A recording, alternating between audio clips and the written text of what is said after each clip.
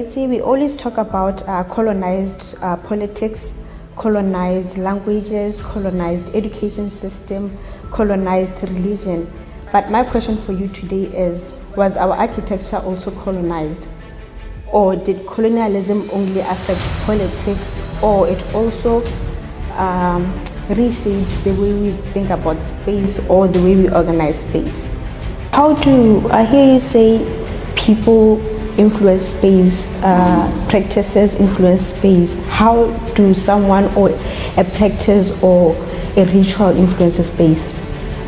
You know, it's funny that you actually did that. This is what What would it take to, I don't want to say reject, but to decolonize not just architecture, even our minds? Because I think it begins with the mindset. Once your mindset is colonized, everything that follows.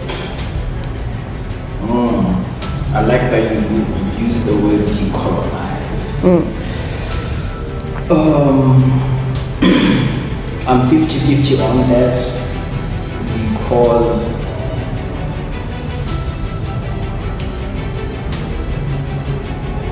in order for you to decolonize, you have to understand what's going on, like I've said. You know, you have to understand that the little things mean so much. And what it brought, colonialism, what it brought, and how much impact it has done to us. You know, they say there's one philosopher, I don't know how to pronounce it. He says that we must accept the colonizer's language in order to reject it. So basically it's a thing of we should really learn, we should understand beyond the surface level of what it has done to us, the impact, what it meant, what it means. And then that's when we can sort of come up with our own way. I like that. But anyway, going back to the reviving of what Francis Gale is doing, I think there should be more of that, more of us. Unfortunately, it's only like 3% or 4%, 5%. That's the improvement. If we could increase those numbers, and actually, I think what Francis Gale is trying to do is make us realize that our own way of building our architecture is the whole but sustainable. And in that sustainability covers even the human comfort, costs, everything. And also in that building, understand that we build with the community. Hi, I'm your host, Titileki Kubamets, and welcome back to another episode of ArchiChatter, a podcast where we don't just talk about drawings and deadlines, we interrogate the systems shaping our built environment. But before we jump in, don't forget to like, comment, subscribe, share, and most definitely hit the bell icon. In today's episode, I'm joined by a colleague of mine who is deeply passionate about culture, heritage, history, identity. He questions who we really are as African people, Rebomang, not just culturally, but also spatially. He questions the roots of African people, of African architecture, and how history continues to shape the way we organize our spaces. He's one person who really challenges what is ours versus what we have inherited. But without wasting any more of your time, I'm going to let him introduce himself. So, yeah. Sorry, I think I was at awe at just listening to how you're introducing me and stating all these things. It was just,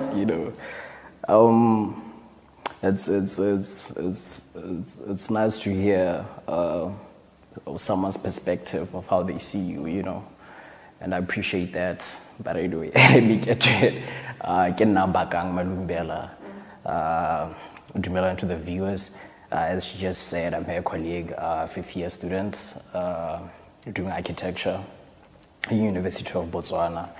And she pretty much summed up the type of person I am. And on top of that is really driven by the creative that I am. So that's it. Okay. Thank you so much for honoring the invite. I'm really looking forward to learning a lot from you today. And thank you so much for having me. I'm very honored and it's a pleasure. Before we can start, I want to ask you something. Were you always a curious person, or your curiosity started because of architecture? Because when it comes to architecture, it's not just about buildings, it's about the people. You really have to understand the people. Who are they? Rebomang. So I think,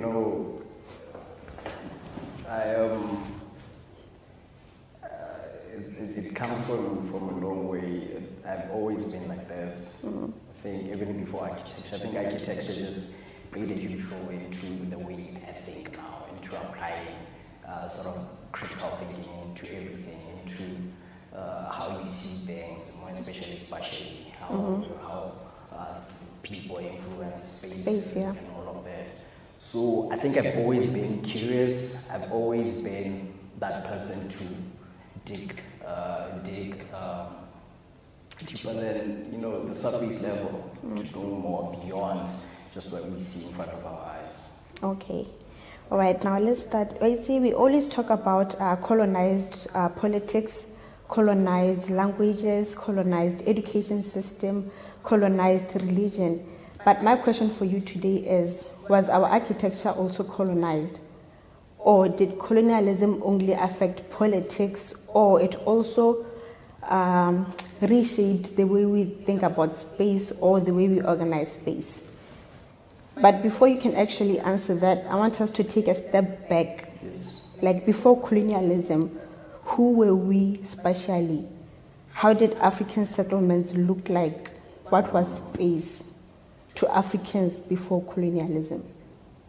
I would like to call it the better times. Before colonialism, I think but spatially, and how we arrange our spaces, settlements, and just in its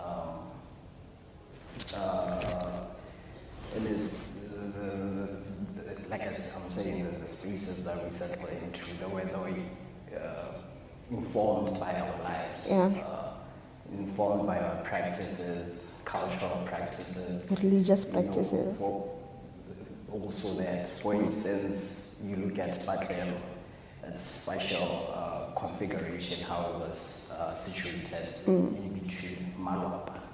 It was there so that we are living in a communal world where there wasn't much of an individuality, so we did everything together. So that particular was there so that cultural practices can occur there as a whole, as a community, your weddings, your everything, basically, So that's who we were before colonialism. Yeah. And then now when it happened, it sort of disrupted or dismantled that whole system that we had.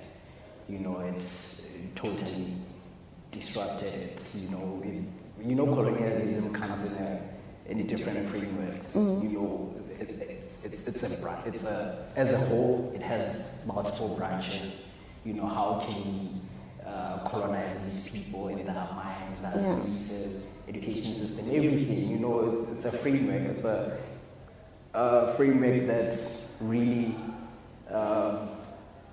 whereby its goal is to sort of stifle us. I don't know if they were aware of it or what, but I think they were, because they believed that way of life is something to be validated. Should be according to their standards. So what did that do? Like I said, disrupted everything. Colonialism brought the ideologies of individuality. It goes back to that. Now it's changed the whole thing of communal living, being as a whole. Now everyone just wants to do things by themselves. And what does that thing do? It also informed the spaces, introduction of the grid system. There was no longer a pattern or, The secular compounds were destroyed. That's really encouraged and, brought about that promotion of community, of how we do things. Yeah. Okay, as a curious person, Bakang, you know, African settlements have these secular forms. What do you think a circle means to an African settlement? Or why is it secular? Why not square? Why not any other shape? You know, I think in nature we are people who organically develop. You know, we develop in such a way that we respond to something. It's not pre-planned. Okay. It's not, you know, oh, we have to draft this first, this is how it should be. But we actually live by responding to something. So that obviously made it come up with this beautiful organic shapes, you know, and it was unintentional. Yeah. You know, it was just something that is, okay, maybe it was intentional, but I really think the main purpose was to really respond to what was happening. For instance, going back to our Tswana settlement, you know, the way they are, they were, like the way it was, it's grouping itself, you know, and having that centered, you know, space for communal activities. The central courtiers. You know, when someone comes from wherever wanting to join the community or what, it just, you know, what is that togetherness, you know, which, I don't know, you know, somehow it just goes back to it having to be organic, you know, to it. So you were mentioning about African settlement being more about the community. So you think the settlements were more communal than administrative? Like it was more about bringing people together more than controlling them or having power over them or whatsoever? It depends from which lens you are looking at from. You know, administrative, it's different from quote unquote the Western one. Or you could say that we had our own ways of administering, you know, of having sort of control. I don't want to say control because that's too rigid and too enforcing. But it wasn't control per se, but it was more of having order within the society. You know, when you marry someone, you know, that was some form of administration, things to be followed that you had to do. You know, it wasn't too enforcing. So in all of that, it was driven by the community, you know. If you really unpack what Bukhari is, which I think is, it was really more about bringing the families together, them being familiar with each other, that whole process. So zooming out now, you actually see that, everything was really community-centered. You know, it was more of we should really be together, you know. So all of that goes back to informing the spaces. I know a lecturer of mine did a thesis on how the modern spaces don't accommodate some of these practices where people now have to construct a temporary lolwapa so that they could know how to see I don't know that practice that much, but I would least so they have to construct that. So now they have to construct that with the net. So imagine colonialism took that away from us. We can't properly practice that, those things, those rituals, the rituals that are for the community. But how do I hear you say people influence space, practices influence space? How do someone or a practice or a ritual influence a space? You know, it's funny that you actually did a thesis on this. I don't know why you're asking me.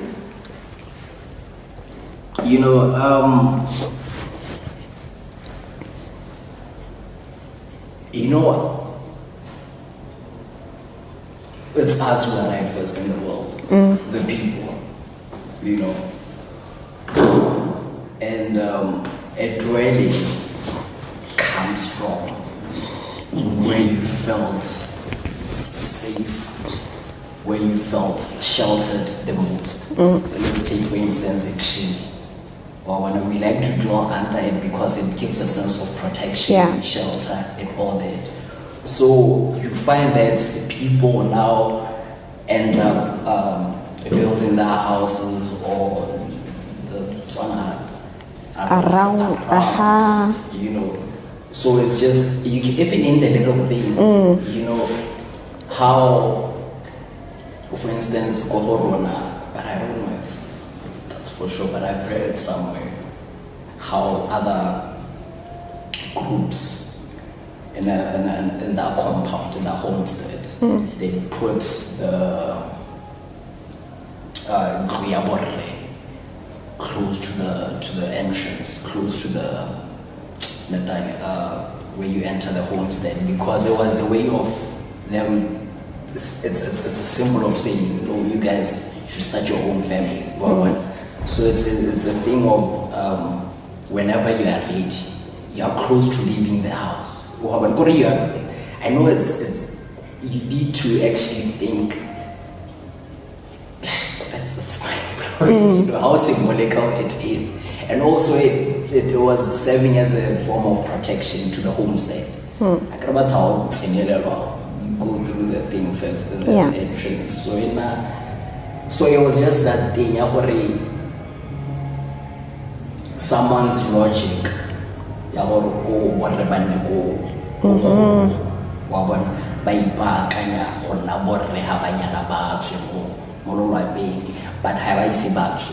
while they're still in that homestead, they serve as protection to the entire homestead because they're at the forefront. That's just how it is.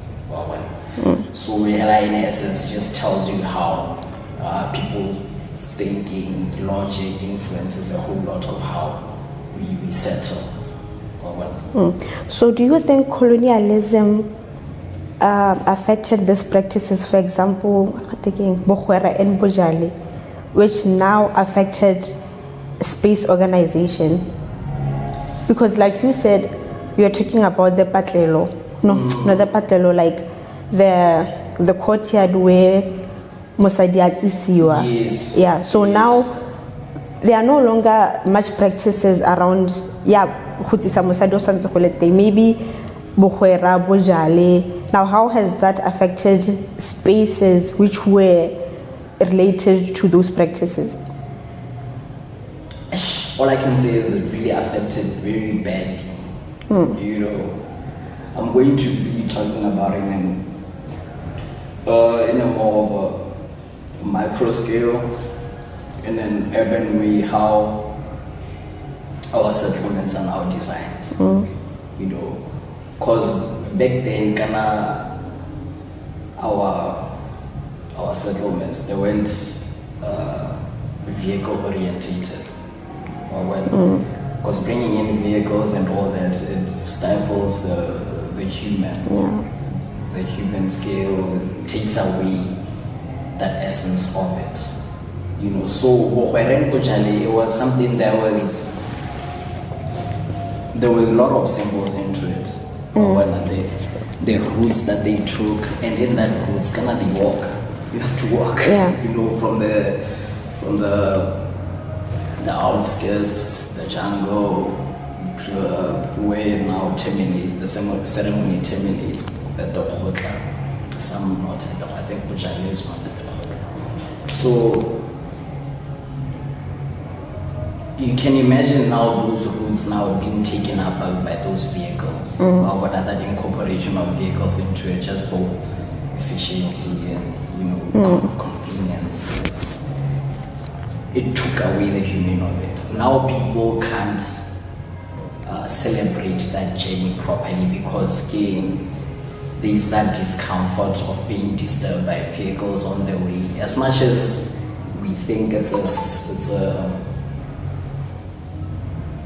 small matter, it's not really small. Remember that the little things pick up this whole thing.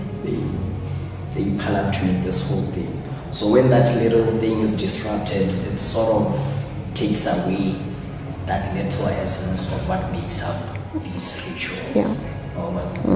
So I can imagine if we were trying to solve it, maybe these routes, these vehicular routes could be just, promenades, just where people just, are free.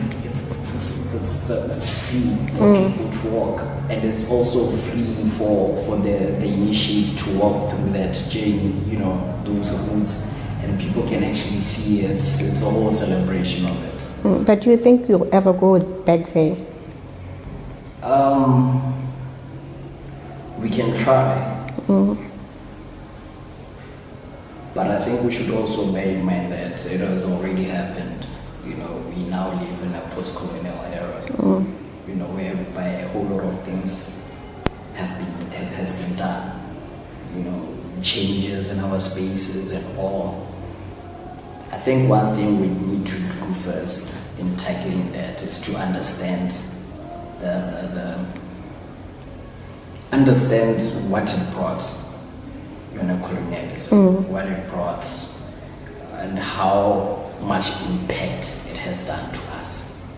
They say, there's one philosopher, I don't know how to pronounce his name. He says that we must accept the colonizer's language in order to reject it. So basically it's a thing of we should really learn, we should understand beyond the surface level of what it has done to us, the impacts, what it meant, what it means. And then that's when we can sort of come up with our own way. I like that. So like we agreed. So yes, it's possible. Yeah. It's possible. So like we agreed, traditional settlements were more about bringing the community together. But if you look at the European grid system, what do you think their goal was with having those grids? Because on paper, I think it looks good.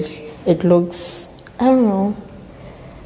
But what they were trying to achieve with having those grids? It doesn't look good. For me, it does. That's what they have. What's that word? That's what they have sort of programmed you to think that it looks. I'm colonized now. They've sold it so well. They've sold that way of living so well that we sort of now undermine everything of ours.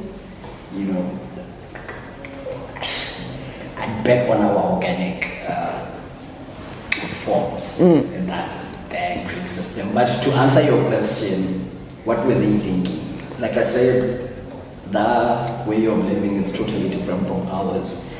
They sort of advocated for, I don't know if advocated is the right word to use, for individualism, where people had sort of equal means. So in that grid system, it also brought a way in which when land was allocated, it was sort of fair. Everyone has the same size of plot. You can't argue with anyone, as opposed to us.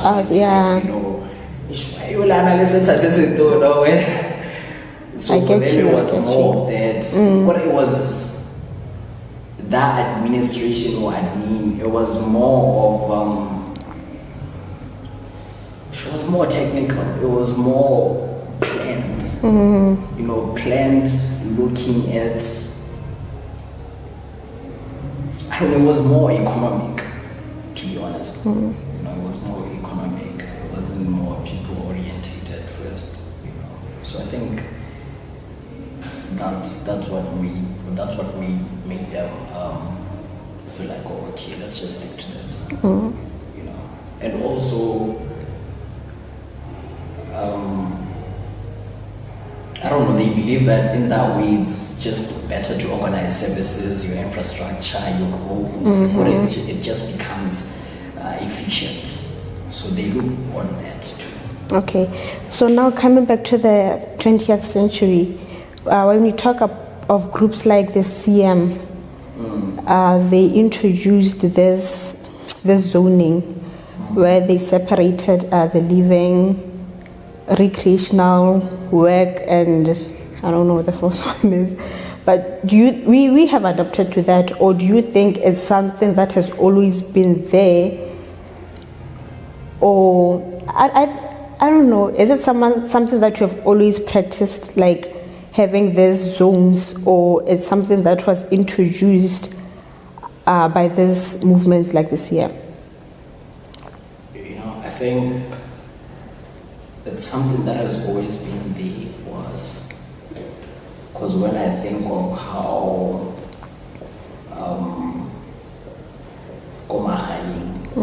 we'd have where we stayed, day to day. And then we'd have the way we practiced farming. That's where we mostly worked. So for someone out of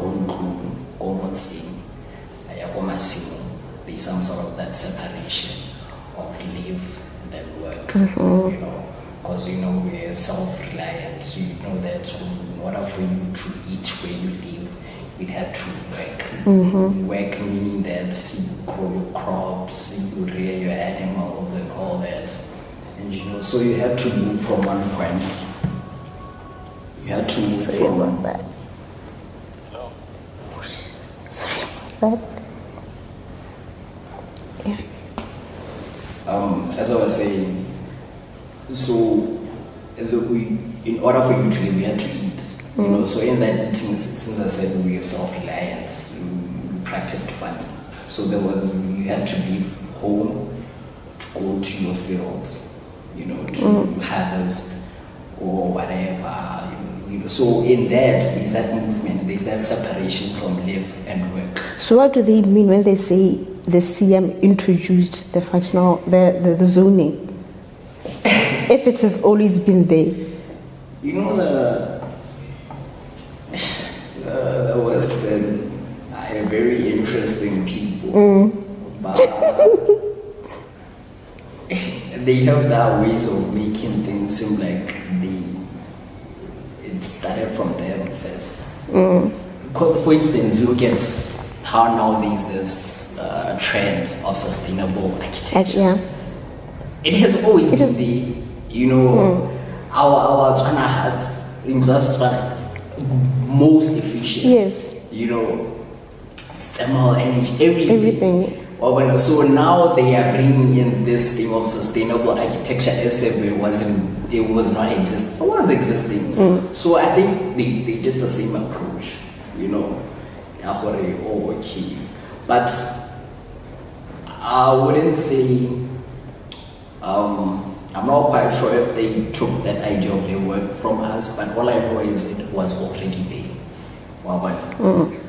You people, you may think that something is original, you came up with it, it exists. It could be that, or it could be the narration, the usual narration of maybe there's more to this than books. Like we are made, maybe we are, how could I put this? We believe what we are told, but there's actually the truth behind everything. There's like I said, I'm a creature, I'm a huge colonialist fan. I don't know, I think from the college dropout or late registration album, I'm not sure. And he talks about how PhD holders, what, sometimes you can graduate and be dumb. Because again, you just believe everything that you have read without actually questioning it, without actually, unpacking it of why. Why are the missionaries in our books so much? As opposed to our own spiritual leaders or whoever, Why? And if you actually talk about African spirituality or African religion, you are wrong. Because you're not colonized. No, you know. Rebumang. Exactly. It's sad. It's really sad that a lot of us don't actually question. We just take things at surface level and believe that is the truth. You know, in philosophy, you have to critically think of that truth, question it, investigate it. But unfortunately, for the most of us, we just take it as it is. So, yeah, those could be the reasons why there's not much of a progression, because they programmed, okay, this is how things are. And it should be that way. Okay, so you believe that we have always had this, our own architecture, just that the Europeans managed to, I don't want to say copy, or made it look better, then brought it back to us. That's what you're saying. You could see that. You could see that. You know what it makes me think of? The thing is, I don't want to be too much into architecture as much as we are here for it. Yeah. But I'm trying to make you understand that it's a whole framework that builds on into the whole colonialism, the whole trapping your mind. I don't want to say mental enslavement, but like, you know, it stifles who you are. So what I wanted to say is it also relates to our even our medicine. You know how they use those things, guys. Yeah, they use those things. God help for them. They manufacture, they process it, but enhance it somehow. I don't want to say the word enhance, but whatever. Yeah. You know, but they sell them to us and they make us think that it's better than the organic, not processed one. You know, but in actual fact, they took from that organic, not processed one to make what they're bringing us, you know. It really goes beyond architecture. It goes beyond, you know, so that's how they also sell architecture to us. You know, how this sustainable architecture narrative, it has always been there. Because if you notice all these things, all this sustainable architecture, there's a whole lot of the building techniques, building materials that we use. Well, they really borrowed from us. Yeah. So, talking about materials, if you take architects, African architects such as Francis Gehry, he's still doing this traditional, sustainable architecture. So, do you think there should be more of him or more people like him trying to revive? I don't know if it's reviving traditional architecture, because for him, he's always designed this traditional kind of buildings. Yes. You know, I think one thing we forgot to mention about our way of building is that it also responds to climate. You know, it responds to the environment. That's why we use the materials that we use, the technique, how his roofscapes are sort of detached or elevated from the wall. So for that passive cooling and all, it's in response to the climate. Yeah, even talking about that, materials such as earth is way much better than concrete, but still, why are you using concrete? You know, the state it's cheaper than we think, because involve our economy, because these things we are supplied by the Western, because it's what they use. It's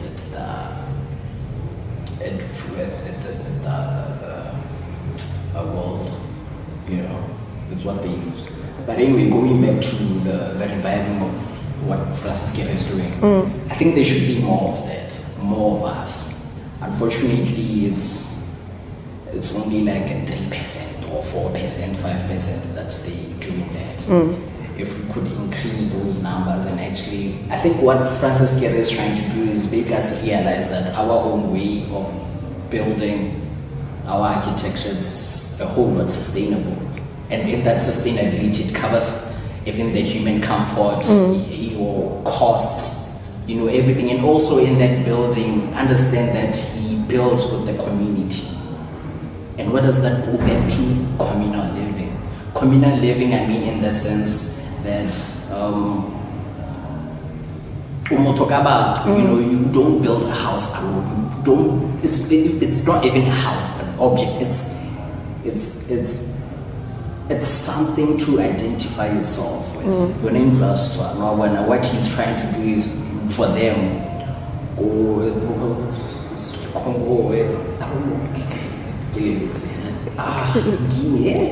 One of those countries, because he knows that a person is built by people. It's theirs. They should have a sense of ownership, and in that it brings the community together. So more of that is really going to make us go a long way, because it's more than just architecture. It's really layers to it. It influences even how we talk to each other as a people. Nowadays we don't even know our neighbors, or who's living next door. We barely see them, So what would it take to, I don't want to say reject, but to decolonize not just architecture, even our minds? Because I think it begins with the mindset. Once your mindset is colonized, everything that follows. I like that you use the word decolonize. I'm 50-50 on that, because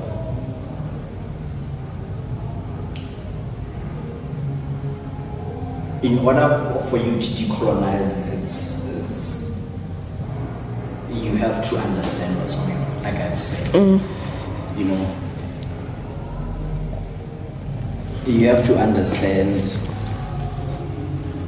that the little things mean so much, in the sense that the words we use, the terminologies we use, even the way we dress and everything, it's like an awakening that you should be aware that most of the things that we live on right now, it's Western influenced. Yes. So now when we come with the decolonizing approach, is to be really aware of it and reject everything. And it's going to be so hard. It's going to be a very long process. But I think it's something that can be achieved, but has to be achieved in a way that first maybe we can live it. We can recognize what's going on, approach it in a postcolonial sense, that okay, this has happened, and what can we do in what's happened? Maybe we don't entirely have to change everything, but can there be a best of both worlds? These two things living together, and maybe in a long run we could achieve that decolonizing effect. But don't you think us adapting this European style is brought about by development? I don't know, I think so. What do you mean by it's brought about by development? I mean, cities are growing. Let's take, for example, even in Botswana. As in? I think, we can stick to traditional settlements forever. I don't know. That's true. That's very true. But you know what makes me wonder? It makes me wonder if there wasn't that disruption of colonialism, how would we have developed or evolved? How would it have been? And which I believe that there would have been a very I want to use the word sustainable, but something we can work with. Because from way back, they've just been so well at responding to what influenced our spaces. You know, if we've always known you add another compound, having another in addition to that homestead or jam, or when we've always figured out. So it makes me question how would it have been, but which I positively 100% believe that in Gibini, we would have found a way. We would have made it work. Yeah. So now because it's different now. Unfortunately, colonialism happened. Yes, it's true. We can't entirely go back because we are more biased now. You know, we've been influenced by this Western ideologies and everything. So one could say yes, there are parts of these ideas that the Europeans in order to unpack. Some of them, yes, there are parts of it. I mean, you have to acknowledge that, okay. Some of these things actually do work when it comes to overpopulated areas. Take, for instance,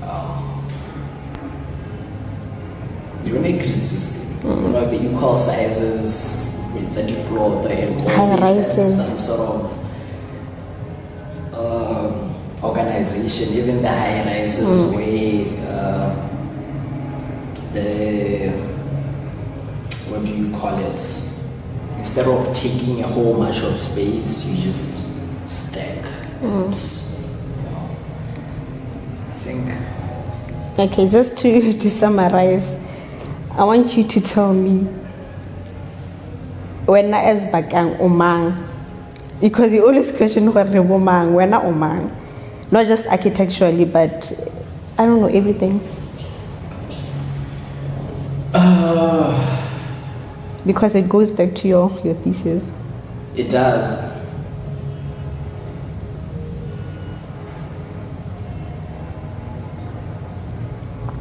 I'm taking a while to answer. Because I believe a person or an identity is not fixed. It's forever evolving, you know. So I think in that question that I asked Ripoman is to really try to figure out myself and the people, where we come from and where we are going. You know, like we are forever evolving. There's a lot to learn about us. There's a lot to learn about a human. It's spirit and everything. The world, the universe, everything. There's a lot more to learn. So personally, I would say get back. You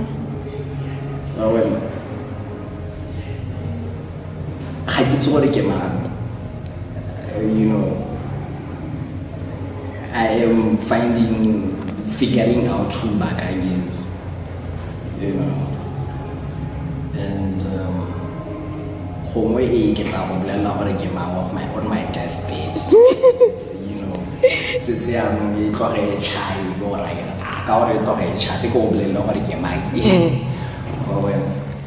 but I enjoy being myself. Okay. So how would you answer the question here, Omang, when it comes to architecture? When it comes to architecture, man,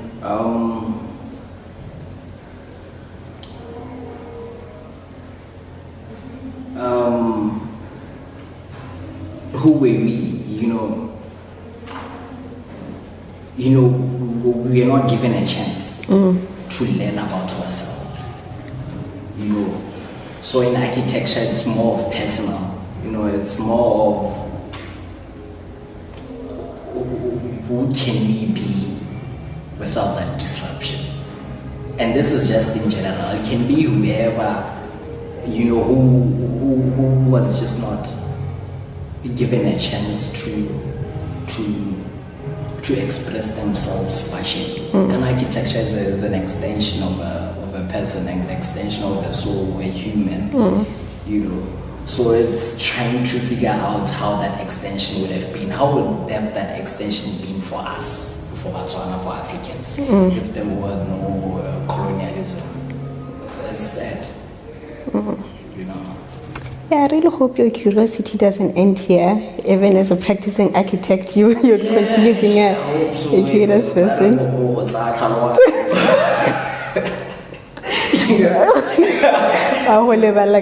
So I hope it doesn't. Yeah. I hope it doesn't.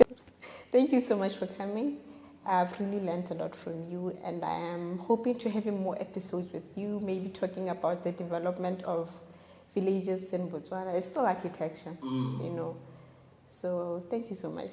Thank you for having me. Actually, I would have said you're most welcome. Thank you for having me. I enjoyed this. I think going back to what you said, I think we should have more of this. It was a pleasure and honor for you to have me here and speak my mind freely. Yeah. Though I think I might have, hesitated a little bit. Maybe next time I'll go all out. Yeah. Yes, thank you. Okay, thank you so much for watching this episode. Don't forget to like, comment, subscribe, and share. This episode was sponsored by ArchiChatter, the UBAS, University of Botswana Architecture Students Association. So till next time, thank you.